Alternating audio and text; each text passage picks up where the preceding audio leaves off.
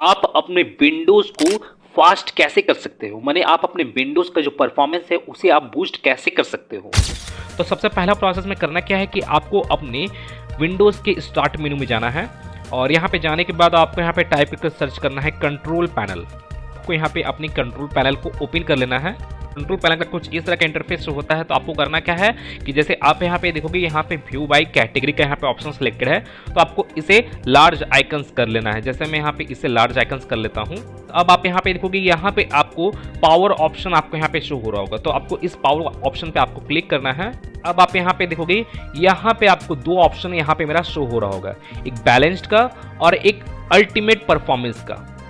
तो अगर by the way अगर आपका यहाँ पे अल्टीमेट परफॉर्मेंस का ऑप्शन यहाँ पे शो नहीं करता है, जैसे यहाँ पे मेरा अभी फिलहाल यहाँ पे शो हो रहा है, अगर आपके यहाँ पे शो करता है तो आपको यहाँ पे इसे चेक मार्क कर लेना है। अगर बाय द वे अगर आपका यहाँ पे ये ऑप्शन शो नहीं करता है अल्टीमेट परफॉर्मेंस का, ओनली आपको यहाँ पे बैलेंस का ऑप्शन शो करता है, तो आपको करना क्या है कि सबसे पहले तो आपको इसे क्लोज कर लेना है। और क्लोज करने के बाद अब आपको करना क्या है कि अपने कमांड प्रॉम्प्ट में चले जाना है ना। जैसे मैं यहाँ पे अपने कमांड प्रॉम्प्ट को ओपन करता हूँ और कमांड प्रॉम्प्ट को आपको रन एज एडमिनिस्ट्रेटर की हेल्प से आपको यहाँ पे इसे ओपन करना है। और ओपन हो जाने के बाद अब आपको करना क्या है, जैसे आप यहाँ पे देखोगे यहाँ पे मेरे नोटपैड में आपको एक कमांड आपको यहाँ पे शो हो रहा होगा। जैसे आप यहाँ पे देख सकते हो ये कमांड आपको यहाँ पे शो हो रहा होगा और ये कमांड को मैं अपने इस वीडियो के डिस्क्रिप्शन में भी दे दिया हूँ, तो आप जाकर वहाँ से आप इसे कॉपी कर सकते हैं। जैसे अभी फिलहाल तो मैं यहीं से इसे कॉपी कर लेता हूँ।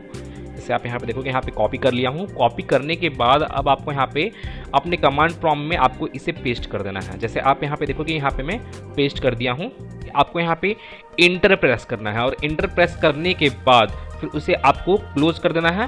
क्लोज करने के बाद अब आपको करना क्या है कि आपको वापस से अपने कंट्रोल पैनल में आपको जाना है। जैसे मैं यहाँ पे अपने कंट्रोल पैनल में वापस से जाता हूँ। जैसे मैं यहाँ पे अपने पावर ऑप्शन में जाता हूँ वापस से, और वापस से आने के बाद जैसे अब आप यहाँ पे देखोगे यहाँ पे आपको वो अल्टीमेट परफॉर्मेंस का ये ऑप्शन आपको वहाँ पे शो कर जाएगा आपका, यानी उस कमांड को एक्टिवेट करने के बाद। ठीक है, जैसे आप यहाँ पे देखोगे अल्टीमेट परफॉर्मेंस ये आपका इनेबल हो जाएगा, तब जाकर आप इसे चेक मार्क कर सकते हो। और चेक मार्क करने के बाद आपको इसे क्लोज कर देना है। अब मैं आपको सेकेंड प्रोसेस बताता हूँ कि सेकेंड प्रोसेस में आपको करना क्या है। अपने विंडोज़ के स्टार्ट मेनू में जाना है और आपको यहाँ पे वापस से अपने कमांड प्रॉम्प्ट को आपको यहाँ पे ओपन कर लेना है, और वो भी रन एज एडमिनिस्ट्रेटर की हेल्प से। जैसे मैं यहाँ पे रन एज एडमिनिस्ट्रेटर की हेल्प से ही यहाँ पे ओपन कर रहा हूँ। अब आपको यहाँ पे कमांड टाइप करना है। जैसे मैं आपको बताता हूँ SFC स्कैन नाउ। आपको यहाँ पे ये कमांड को आपको यहाँ पे टाइप करना है SFC/स्कैन नाउ। यहाँ पे टाइप करने के बाद आपको यहाँ पे अब इंटर प्रेस करना है। जैसे आप यहाँ पे देखोगे यहाँ पे मेरा वेरिफिकेशन यहाँ पे होना स्टार्ट हो चुका है और यहाँ पे मेरा 1% 2% यहाँ पे वेरिफिकेशन कंप्लीट हुआ है। तो यही वेरिफिकेशन यहाँ पे 100% तक यहाँ पे कंप्लीट होगा और आपके सिस्टम में जो भी प्रॉब्लम होगा, किस तरह का कोई प्रॉब्लम होगा, तो वो यहाँ पे रिपेयर करना स्टार्ट कर देगा। क्योंकि कभी कभी क्या होता है कि आपके करप्ट फाइल्स होने के कारण भी आपका जो सिस्टम है वो स्लो पड़ जाता है, तो वही यहाँ पे उस फाइल्स को यहाँ पे रिपेयर कर रहा है। जैसे आप यहाँ पे देख सकते हो। तो ये 100% हो जाने के बाद आपको करना क्या है कि आपको इसे क्लोज कर देना है। तो ये मेरा सेकेंड प्रोसेस हो गया। अब मैं आपको थर्ड प्रोसेस बताता हूँ कि थर्ड प्रोसेस में आपको करना क्या है। अपने टास्क बार में जाना है। जैसे आप यहाँ पे देखोगे इसके ऊपर राइट क्लिक करना है और यहाँ पे आपको अपने टास्क मैनेजर को आपको यहाँ पे ओपन कर लेना है। यहाँ पे आपको सेकेंड नंबर ऑप्शन आपको यहाँ पे परफॉर्मेंस ऑप्शन यहाँ पे शो होगा, तो आपको इस वाले ऑप्शन पे क्लिक करना है। तो अब आप यहाँ पे देखोगे यहाँ पे आपको मेमोरी का आपको यहाँ पे एक सेक्शन दिख रहा होगा। जैसे आप यहाँ पे देख सकते हो 5.9 GB का यहाँ पे मेमोरी लगा हुआ है मेरे सिस्टम में, यानी 6 GB का अप्रॉक्स 6 GB का यहाँ पे मेरा रैम लगा हुआ है। मेमोरी का मतलब रैम का ही बात किया जा रहा है यहाँ पे। तो 6 GB का यहाँ पे मेरा ओवरऑल टोटल रैम लगा हुआ है और यहाँ पे जो रैम का यूजेस जो मेरा यहाँ पे हो रहा है वो 3.6 GB यहाँ पे रैम का यूजेस हो रहा है, मैंने 61% यहाँ पे मेरा रैम का यूजेस हो रहा है। जैसे आप यहाँ पे ग्राफ भी जैसे आप यहाँ पे देख सकते हो। जैसे आप यहाँ पे देखोगे 6 GB का यहाँ पे मेरा DDR3 रैम यहाँ पे है लगा हुआ मेरे सिस्टम में। अब आपको करना क्या है कि यहाँ पे जो मेरा मेमोरी यूजेस है वो यहाँ पे 62-63% अप्रॉक्स यहाँ पे यूज़ हो रहा है और मैं किसी भी तरह का कोई भी वेटेड सॉफ्टवेयर भी यूज़ नहीं कर रहा हूँ या किसी तरह का गेमिंग वगैरह भी नहीं यूज़ कर रहा हूँ, तब भी यहाँ पे मेरा 63% यहाँ पे रैम का यूजेस हो रहा है। 3.7 GB यहाँ पर रैम का यूजेस हो रहा है। तो आपको इसी यूजेस को, जो रैम का यूजेस हो रहा है, इसी यूजेस को आपको कम करना है और इसका यूजेज जितना कम होगा वहाँ पे आपका सिस्टम का जो परफॉर्मेंस है वो उतना ही ज़्यादा आपका बूस्ट करेगा। आपको वहाँ पे ज़्यादा परफॉर्मेंस देखने को मिलेगा। आपका सिस्टम अगर हैंग कर रहा है तो वो हैंग भी नहीं करेगा, अगर आपका जो रैम का जो यूजेज है अगर वो कम हो जाता है तो। जैसे आप यहाँ पे देखोगे, यहाँ पे एक सॉफ्टवेयर आपको यहाँ पे दिख रहा होगा, विस मेमोरी ऑप्टिमाइजर का, आपको यहाँ पे ये सॉफ्टवेयर दिख रहा होगा। तो मैं इसी सॉफ्टवेयर की हेल्प से मैं यहाँ पे अपने रैम का यूजेज को यहाँ पे कम करूँगा। तो जैसे मैं सबसे पहले तो इसे ओपन करता हूँ और मैं आपको बता दूं कि ये जो सॉफ्टवेयर है ये मेरे टेलीग्राम चैनल पे आपको वहाँ पे देखने को मिल जाएगा, और आपको मेरे टेलीग्राम चैनल का लिंक मेरे इस वीडियो के डिस्क्रिप्शन में देखने को मिल जाएगा। तो आप मेरे टेलीग्राम चैनल पे जाकर आप इस सॉफ्टवेयर को, पर्टिकुलरली इस सॉफ्टवेयर को आप डाउनलोड करके अपने सिस्टम में इंस्टॉल कर सकते हो। जैसे मैं यहाँ पे इसे ओपन करता हूँ। ओपन हो जाने के बाद अब आप यहाँ पे देखोगे, यहाँ पे मेरा ये सॉफ्टवेयर है, यहाँ पे भी मेरा 62, 63, 64 जैसे आप यहाँ पे देखोगे, यहाँ पे अप्रॉक्स यहाँ पे आपको यहाँ पे भी शो हो रहा होगा रैम का यूजेस, जैसे आप यहाँ पे देख सकते हो। और यहाँ पे भी मेरा आपको रैम का यूजेस यहाँ पे भी शो कर रहा है 63%, और वहाँ पे भी मेरा 63%, 64%, 63% अप्रॉक्स यहाँ पे शो हो रहा है। तो अब आपको करना क्या है कि जैसे आप यहाँ पे देखोगे, यहाँ पे ऑप्टिमाइज का आपको यहाँ पे ऑप्शन देखने को मिलेगा। तो आपको इस ऑप्शन पे क्लिक करना है, और क्लिक करते ही के बाद जो आपका रैम का यूजेस है वो आपका कम हो जाएगा। जैसे मैं यहाँ पे इस पर क्लिक करता हूँ, और जैसे आप यहाँ पे देखोगे, यहाँ पे मेरा जो रैम का यूजेस है यहाँ पे कम हो रहा है, जैसे आप यहाँ पे देख सकते हो। और यहाँ पे मेरा जो ग्राफ है वो भी यहाँ पे डाउन हो गया है, जैसे आप यहाँ पे देखोगे, जैसे आप यहाँ पे देख सकते हो, यहाँ पे रैम का यूजेस भी कम हो गया है। यहाँ पे देखोगे, यहाँ पे 34, 33% अप्रॉक्स यहाँ पे रैम का यूजेस अब यहाँ पे हो रहा है, और यहाँ पे भी आपको 34% यहाँ पे भी आपको शो हो रहा होगा। और आप यहाँ पे देखोगे, यहाँ पे टोटल 5.9 GB का यहाँ पे मेरा रैम है, मैंने 6 GB का अप्रॉक्स रैम है। तो उसमें से यहाँ पे ओनली 2% यहाँ पे मैंने 2 GB यहाँ पे अप्रॉक्स यहाँ पे यूज़ हो रहा है मेरा रैम। 1.9 GB 2 GB अप्रॉक्स यहाँ पे यूज़ हो रहा है, जो मेरा रैम यूज़ हो रहा है, मैंने हाफ से भी अब कम यहाँ पे मेरा रैम का यूजेस अब यहाँ पे हो रहा है। और आपको इसे यूजेस को कम करने के बाद आपको अपने सिस्टम में परफॉर्मेंस भी देखने को मिलेगा। आपका जो सिस्टम का परफॉर्मेंस है वो भी आपका बूस्ट कर जाता है इसे कम करने से। तो जैसे मैं अब इसे क्लोज करता हूँ, और अब मैं आपको नेक्स्ट प्रोसेस बताता हूँ, 4th number process. 4th number process में अब आपको करना क्या है, आपको अपने स्टार्ट मेनू में जाना है, और आपको यहाँ पे टाइप करके सर्च करना है डीफ्रैगमेंट। यहाँ पे आपको डीफ्रैगमेंट एंड ऑप्टिमाइज ड्राइव्स का आपको यहाँ पे ऑप्शन देखने को मिलेगा, तो आपको इसे ओपन कर लेना है। अब आप यहाँ पे देखोगे, यहाँ पे मेरा यहाँ पे टोटल 3 ड्राइव यहाँ पे शो हो रहा होगा। अगर इनकेस अगर आपके सिस्टम में अगर 4 ड्राइव या 5th ड्राइव भी क्रिएटेड होगा, जैसे F ड्राइव, G ड्राइव भी क्रिएटेड होगा, तो यहाँ पे शो कर जाएगा।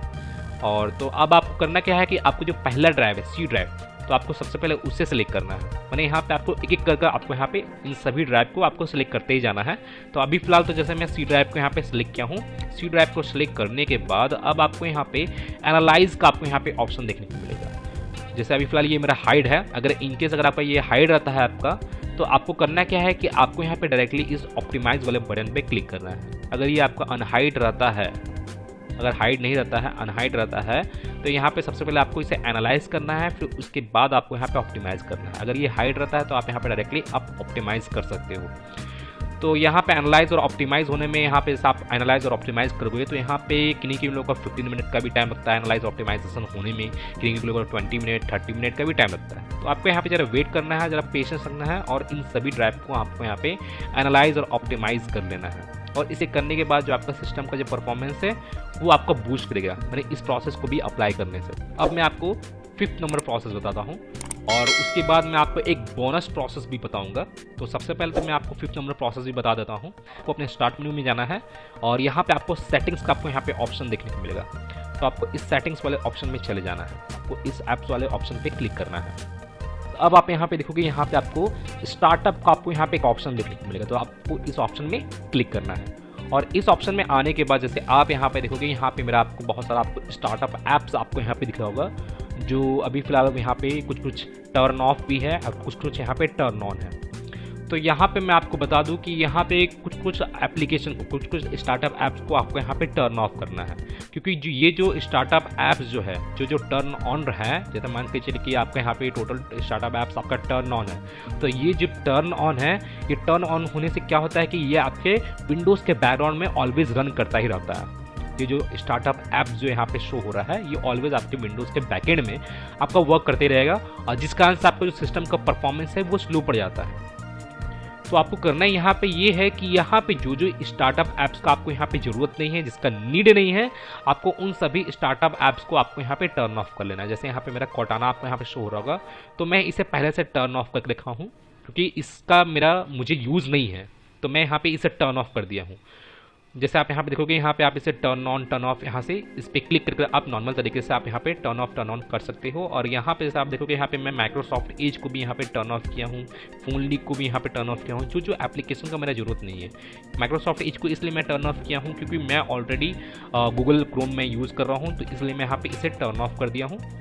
और जैसे आप यहाँ पे देखोगे, यहाँ पे स्काइपी, स्पॉटिफाई ये मेरा काम का नहीं है अभी फिलहाल, तो मैं इन सभी को टर्न ऑफ कर दिया हूँ।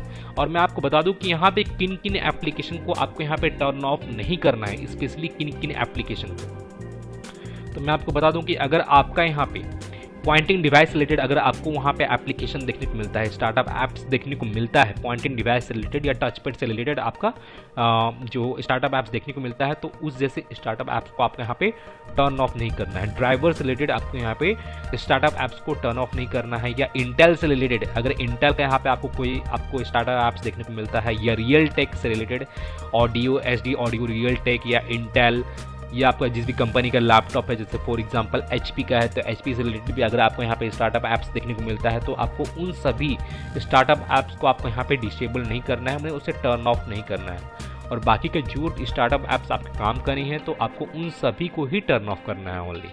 अब मैं आपको यहाँ पे लास्ट प्रोसेस में आपको यहाँ पे बताने वाला हूँ, जो बोनस प्रोसेस है। अगर बाय द वे आपका जो गूगल क्रोम है वो स्लो ओपन होता है, या अगर हैंग कर जाता है, या वाइट स्क्रीन आ जाता है और आपका जो गूगल क्रोम है वर्क नहीं करता है, तो इन सभी प्रॉब्लम को मैं आपको इस बोनस प्रोसेस में आपको बताने वाला हूँ कि आप इन सभी प्रॉब्लम को आप सॉल्व कैसे कर सकते हैं अपने गूगल क्रोम से रिलेटेड। तो सबसे पहले तो मैं यहाँ पे अपने गूगल क्रोम को ओपन कर लेता हूँ, और जैसे अब आप यहाँ पे देखोगे, यहाँ पे जब मेरा गूगल क्रोम है यहाँ पे कम्प्लीटली ओपन हो चुका है। ओपन होने के बाद आपको कुछ करना नहीं है, आपको यहाँ पे टॉप की और राइट साइड में आपको यहाँ पे 3 डॉट का आपको यहाँ पे आइकन शो होगा, मेन्यू का आइकन आपको यहाँ पे शो होगा, तो आपको इस आइकन पे सिंपली क्लिक करना है। क्लिक करने के बाद अब आप यहाँ पे देखोगे, यहाँ पे सेटिंग्स का आपको यहाँ पे ऑप्शन शो होगा, तो आपको इस सेटिंग्स वाले ऑप्शन पे क्लिक करना है। यहाँ पे आपको प्राइवेसी एंड सिक्योरिटी का आपको यहाँ पे ऑप्शन देखने को मिलेगा, तो आपको इस ऑप्शन में चले जाना है। और आप यहाँ पे देखोगे, यहाँ पे क्लियर ब्राउजिंग डेटा का आपको यहाँ पे ऑप्शन देखने को मिलेगा, तो आपको इस ऑप्शन पे क्लिक करना है। अब आपको करना क्या है कि आपको ब्राउजिंग हिस्ट्री वगैरह है, या कुकीज़ वगैरह है, या अदर साइट डेटा वगैरह है जो आप पे काम का नहीं है, मैं आपको बता रहा हूँ जो आपके काम का नहीं है, तो आपको यहाँ पे उन सभी को यहाँ पे चेक मार्क कर लेना है। अगर आपका कैश वगैरह है तो आपको यहाँ पे उन सभी को चेक मार्क कर लेना है।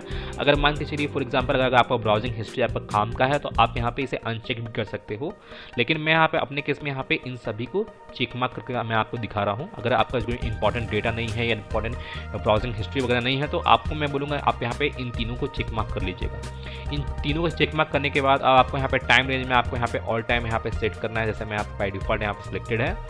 और आपको करना क्या है कि अब आपको यहाँ पे क्लियर डेटा पे आपको यहाँ पे क्लिक करना है, और जो आपके क्रोम में जो अनवांटेड डेटा या अनयूज डेटा जो कलेक्ट हो गया है, या कैशे वगैरह में जो भी डेटा कलेक्ट हो गया है, जो अनयूज डेटा वगैरह है, तो वो टोटल आपका यहाँ पे डिलीट हो जाएगा, क्लीन हो जाएगा। मैंने आपका जो क्रोम से रिलेटेड जितना भी अनवांटेड अनयूज जो कैशे वगैरह है, या जो भी है साइड डेटा या ब्राउजिंग हिस्ट्री वगैरह, वो आपको क्लियर हो जाएगा। क्योंकि कभी कभी क्या होता है कि यहाँ पे ब्राउजिंग हिस्ट्री या कुकीज़ या कैशे वगैरह फुल हो जाने के कारण भी आपका जो क्रोम ब्राउज़र है वो हैंग करने लगता है, या बहुत स्लो ओपन होता है, और बहुत तरह का आपको प्रॉब्लम देखने को मिलता है। तो आपको यहाँ पे उन सभी को क्लियर कर लेना है। अब क्लियर कर लेने के बाद अब आपको यहाँ पे करना क्या है कि आपको यहाँ पे डाउनलोड कर आना है, और आपको यहाँ पे सिस्टम का आपको यहाँ पे ऑप्शन देखने को मिलेगा, तो आपको इस ऑप्शन पे क्लिक करना है। अब यहाँ पे आपको 2 ऑप्शन आपको यहाँ पे दिख रहा होगा, जैसे आप यहाँ पे देख सकते हो, continue running background apps when Google Chrome is closed, use hardware acceleration when available. तो आपको करना क्या है कि आपको इन दोनों ऑप्शन को आपको यहाँ पे टर्न ऑफ कर लेना है। जैसे यहाँ पे मैं बाय डिफॉल्ट यहाँ पे मेरा यहाँ पे टर्न ऑफ है, मैं पहले यहाँ पे कर चुका था यहाँ पे टर्न ऑफ, तो यहाँ पे वही शो हो रहा है टर्न ऑफ। अगर आपके यहाँ केस में अगर ये टर्न ऑन रहता है, तो आपको इसे टर्न ऑफ करना है। इन दोनों को टर्न ऑफ करने के बाद आपको यहाँ पे रिलॉन्च का आपको यहाँ पे एक बटन शो हो जाएगा, मतलब टर्न ऑफ करने के बाद यहाँ पे शो होगा, तो आपको उस रिलॉन्च बटन पे क्लिक करना है। और इसे करने से क्या फ़ायदा होता है, जैसे मैं आपको बता दूं कि अगर आपके क्रोम ब्राउज़र में कोई भी अनवांटेड प्रोसेसिंग वगैरह हो रहा है बैकएंड में, किसी भी एप्लीकेशन या किसी भी चीज़ से रिलेटेड हो रहा है, तो जो है वो आपका स्टॉप हो जाएगा। जो रनिंग वगैरह हो रहा है बैकग्राउंड ऐप्स वगैरह जो आपके क्रोम ब्राउज़र में बैकएंड में रन कर रहा है, तो वो वहाँ पे बंद हो जाएगा, क्योंकि बैकएंड में भी आपका जो अनयूज जो एप्लीकेशन वगैरह रन करते ही रहते हैं जो हम लोग को पता नहीं चलता है, तो उन सब के कारण भी आपका जो क्रोम ब्राउज़र है वो स्लो पड़ जाता है या हैंग करता है या स्लो ओपन होता है। तो आपको इन दोनों ऑप्शन को आपको यहाँ पे टर्न ऑफ कर लेना है, और टर्न ऑफ करने के बाद आपको यहाँ पे इस एक्सटेंशन वाले ऑप्शन में चले जाना है। जैसे आपको यहाँ पे एक्सटेंशन का ऑप्शन शो हो रहा होगा, तो जो इंपॉर्टेंट एक्सटेंशन है मैं यहाँ पे ओनली उन्हीं एक्सटेंशन को यहाँ पे लगाया हुआ हूँ। अगर आपका यहाँ पे कुछ ज़्यादा ही एक्सटेंशन लगा हुआ है जो इंपॉर्टेंट नहीं है, जिसका ज़रूरत नहीं है, तो आपको करना क्या है कि उन जैसे एक्सटेंशन को आपको यहाँ पे टर्न ऑफ कर देना है। जैसे आप यहाँ पे देखोगे यहाँ पे मेरा ये एक्सटेंशन आपको यहाँ पे शो हो रहा है, तो मैं इसे टर्न ऑफ कर दिया हूँ। आप चाहे तो आप यहाँ से इसे रिमूव भी कर सकते हो। तो आपको यहाँ पे ज़्यादा एक्सटेंशन भी नहीं लगाना है, आपको जो एक्सटेंशन का मात्र आपको ज़रूरत है, तो आपको यहाँ पे उन्हीं एक्सटेंशन को आपको यहाँ पे यूज़ करना है। जो भी अनयूज्ड एक्सटेंशन वगैरह लगे रहते हैं, तो आपको उन सभी को टर्न ऑफ कर देना है, या आप चाहे तो आप उन सभी को रिमूव कर सकते हो। तो आपको इन सभी को रिमूव कर देना है या टर्न ऑफ कर देना है। अब आप यहाँ पे देखोगे, यहाँ पे आपको अबाउट क्रोम का आपको यहाँ पे ऑप्शन देखने को मिलेगा। अगर इन केस अगर आपका क्रोम ब्राउज़र में अपडेटेड नहीं है, तो आप यहाँ पे क्लिक करोगे, तो यहाँ पे क्लिक करने के बाद जो आपका क्रोम ब्राउज़र का अपडेटिंग है वो यहाँ पे स्टार्ट हो जाएगा। चेकिंग होगा यहाँ पे कि आपका क्रोम ब्राउज़र यहाँ पे अपडेट है कि नहीं। अगर आपका यहाँ पे अपडेट रहेगा तो यहाँ पे डायरेक्टली यहाँ पे इस तरह से शो कर देगा Chrome is up to date. अगर इनकेस अगर आपका क्रोम अप टू डेट नहीं रहेगा, तो यहाँ पे वो अप टू डेट होना स्टार्ट हो जाएगा। तो आपको इन सभी प्रोसेसेस को आपको यहाँ पे कर लेना है अपने क्रोम ब्राउज़र में। अब कर लेने के बाद आपको सिंपली इसे क्लोज कर देना है, और एक बार अपने सिस्टम को एक बार रीस्टार्ट भी कर लेना है। आप यहाँ पे रीस्टार्ट भी कर लेना है आपको अपने सिस्टम को, और आपका सिस्टम का जो परफॉर्मेंस है वो पहले के मुकाबले ज़्यादा फास्ट देखने को मिलेगा, ज़्यादा बूस्ट अप आपको पहले के मुकाबले आपके सिस्टम में ज़्यादा देखने को मिलेगा। तो गाइज मैं फिर मिलता हूँ नेक्स्ट वीडियो में। Till then and bye bye. और एक बात और, सब्सक्राइब बटन पे 2-3 फैट लगा दीजिएगा, जिससे सब्सक्राइब हो जाए और घंटी वंटी गिर जाए।